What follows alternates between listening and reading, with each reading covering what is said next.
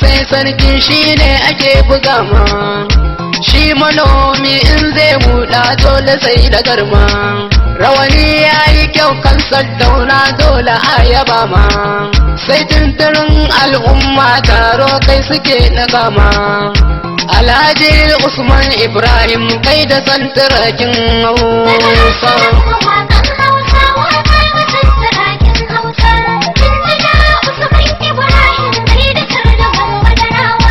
Alhaji Usman Ibrahim kai da santiraki, ka shigo sau na sarauta za ka ɗauki sirki, sarakuna ma suna ƙaunar ka kai da santiraki.